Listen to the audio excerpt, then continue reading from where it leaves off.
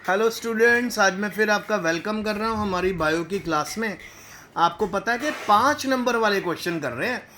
सो Lamarckism आपको हमने अच्छे से करवा दिया और डार्विनिज्म हमने अच्छे से करवा दिया और फिर उसके बाद ह्यूगो डेवरीज थ्योरी हमने करवा दी।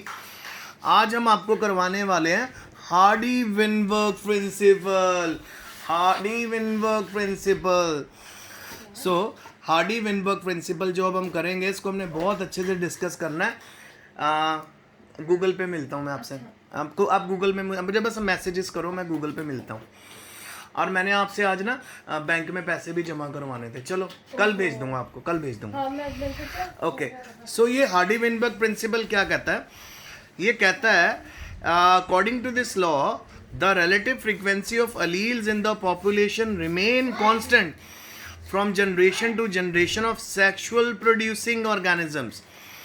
यानी जो ऑर्गेनिज्म सेक्सुअली रिप्रोड्यूस होते हैं उनमें जो फ्रीक्वेंसीज होती है कैरेक्टर्स की, जीन्स की, पॉपुलेशन में वो हमेशा कांस्टेंट रहती है। यानी जेनेटिक इक्विलिब्रियम मेंटेन रहता है। यानी जीन फ्रीक्वेंसी ना तो बढ़ती है ना घटती है, वो बीच में रहती है। अगर घटती बढ़ रही है जीन फ्रीक्वेंसी, इसको कम कर दिया जाता है। आपको पता है बेटा, ले चार्टले प्रिंसिपल आपने मेरे साथ किया था। क्या कहता है ले चार्टले प्रिंसिपल? ले चार्टले प्रिंसिपल +1 में इक्विलिब्रियम चैप्टर में किया था ना हमने, कि अगर कोई भी सिस्टम इक्विलिब्रियम में है, जो भी प्रॉपर्टी उसको खराब करने की कोशिश करेगी तो इक्विलिब्रियम उस डायरेक्शन में जाएगा जिस डायरेक्शन में उस प्रॉपर्टी को दोबारा से वो इक्विलिब्रियम में ले आए। तो सेम फंडा यहाँ पे है। हार्डी विनबर्ग प्रिंसिपल क्या करता है? फ्रीक्वेंसीज को, जीन फ्रीक्वेंसीज को मेंटेन करके रखता है, ना तो ज़्यादा होने देता ना कम होने देता, बैलेंस। अच्छा, अब जेनेटिक इक्विलिब्रियम क्या है? When no change in allele occur in gene pool then it is called genetic equilibrium. तो हार्डी विनबर्ग प्रिंसिपल अगर कहीं पे लग रहा है तो वो जेनेटिक इक्विलिब्रियम भी ले आएगा। अच्छा बेटा, एक बड़ी इंपॉर्टेंट आपकी इक्वेशन है जो पेपर में आपको लिखने को आती है, तो इसको अच्छे से याद कर लेना। सुने क्या क्या? P स्टैंड करता है फ्रीक्वेंसी ऑफ अलील पे, अलील ए पे। Q स्टैंड करता है फ्रीक्वेंसी ऑफ अलील स्मॉल ए पे। In a population, frequency of capital A individual is P square. Similarly, small a के केस में small q square हो जाएगा और capital A small a is equal to 2 capital P small q. Hence P square plus Q square plus 2 PQ equals to 1। यानी overall gene frequency क्या करनी है? Maintain करके रखनी है, उसको इक्विलिब्रियम पे मेंटेन करके रखना है। Any change in frequency of allele in a population would indicate the evolutionary change। अगर थोड़ा सा भी जीन फ्रीक्वेंसी में चेंज आ जाता है तो एवोल्यूशन में भी चेंज आएगा। अब कौन कौन से फैक्टर है जो हार्डी विनबर्ग इक्विलिब्रियम को इफेक्ट करते हैं? तो बेटा, इक्विलिब्रियम को जो डिस्टर्ब करते हैं या इफेक्ट करते हैं उनमें सबसे पहले आ जाती है म्यूटेशन। म्यूटेशंस जो हैं ये भी इक्विलिब्रियम में बहुत इफेक्ट्स डालती हैं। फिर सेकंड नंबर पे आ जाती है रिकम्बिनेशन ऑफ जीन। बेटा, जब भी रिकम्बिनेशन ऑफ जीन होगा तो वेरिएशंस तो आएंगी। फॉर एग्जांपल, एक मेल है एक फीमेल है, जब भी वो आपस में रिप्रोड्यूस करते हैं, ठीक है, तो उनके आपको पता है क्रोमोसोम नंबर जीन्स हाफ हो जाते हैं और ये जब हाफ जीन आपस में कंबाइन करते हैं नया इंडिविजुअल बनता है। तो बेटा वेरिएशंस तो आएंगी ना। तो रिकम्बिनेशन ऑफ जीन्स भी हार्डी विनबर्ग इक्विलिब्रियम को इफेक्ट करती हैं। Gene migration, one place to another migrate जब जीन कर जाते हैं तब भी इफेक्ट करती है। जैसे गैलोपेगोस आइलैंड में अलग अलग तरह की फिंचेस मिली, अलग अलग तरह की बर्ड्स मिली, उनके बीक्स भी अलग अलग तरह की थी। ऐसा क्यों? क्योंकि उनमें डिफरेंट एरिया से वो सेम बर्ड रहने के लिए आई थी, पर उनकी फीडिंग हैबिट के ऊपर उनकी बीक का साइज और शेप चेंज हो गया। फिर आ गया हमारा बेटा जेनेटिक ड्रिफ्ट। जेनेटिक ड्रिफ्ट क्या चीज़ है? जेनेटिक ड्रिफ्ट होता है जिसमें एकदम से एक स्पीशीज़ एकदम से दूसरी स्पीशीज़ में कन्वर्ट हो जाती है, या विद ग्रेजुअल चेंजेस के साथ जब स्पीशीज़ में चेंज आता है तो नई स्पीशीज़ बन जाती है आफ्टर 4 और 5 जनरेशन।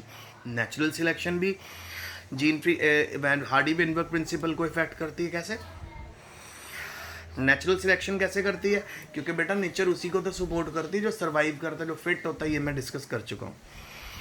अच्छा, अब हम म्यूटेशंस के बारे में खुल के थोड़ी बात करते हैं। Mutations when selected over few generation would produce a new species. अगर बार बार नई जनरेशन में म्यूटेशंस आती रहेंगी, नई स्पीशीज़ बन जाएगी। रिकम्बिनेंट जीन मैंने आपसे डिस्कस कर लिया, ठीक है, तो उसमें भी वेरिएशन पॉसिबल है। जीन माइग्रेशन, मैंने जब पार्ट ऑफ पॉपुलेशन एक प्लेस से दूसरे प्लेस पे रहने के लिए चली जाती है तो उसके वहाँ पे जिस एनवायरनमेंट में वो रहना, जैसे फॉर एग्जांपल पहले वो टेरेस्ट्रियल जोन में रह रहा था एनिमल, फिर वो पहुँच गया जीरोफिटिक जोन में जहाँ पे पानी नहीं है, तो उसकी हैबिट और सब चीज़ें उसके अकॉर्डिंगली चेंज हो जाएंगी। अगर वो सेक्सुअली रिप्रोड्यूस करेगा तो उसमें नए कैरेक्टर्स आने लग जाएंगे, स्किन हार्ड हो जाएगी, उसकी हैंडलीज लूप लंबी हो जाएगी, हैंडलीज लूप लंबी हो जाएगी। हैंडलीज लूप लंबी होने से क्या होगा, पानी स्टोर करके रख पाएगा, कंसनट्रेटेड यूरिन करेगा। फिर उसके बाद जीन माइग्रेशन हो गया। फिर जेनेटिक ड्रिफ्ट के बारे में अगर हम बात करें, जो if gene flow occurs by chance then it's called genetic drift. अगर एकदम से पूरे के पूरे जीन ट्रैवल नहीं हो जाते दूसरे में तो नई स्पीशीज़ बन जाती है। नेचुरल सिलेक्शन ऑलरेडी बताया मैंने आपको, that is the survival for the fittest.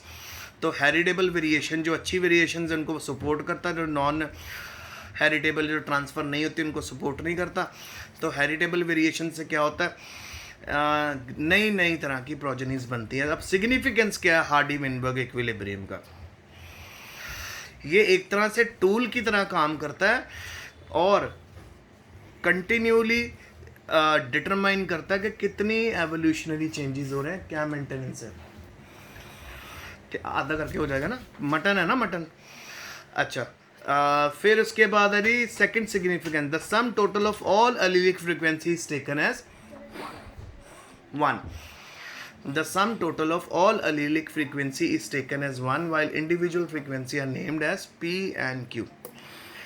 So समझने वाली बात, इस पूरे क्वेश्चन में समझने वाली बात है, हार्डी-वेनबर्ग प्रिंसिपल जीन फ्रीक्वेंसीज को इक्विलिब्रियम स्टेट में रखता है। जैसे ले चार्टले प्रिंसिपल हमने केमिस्ट्री में किया था, सेम वैसा ही ये प्रिंसिपल बायो में है। तो ये आज का लेक्चर है, अच्छे से इसको स्टडी कर लेना, मेरा ऑडियो वीडियो अच्छे से सुनना और इन क्वेश्चन को अपने कॉपी में ज़रूर उतारना। Stay safe, stay home.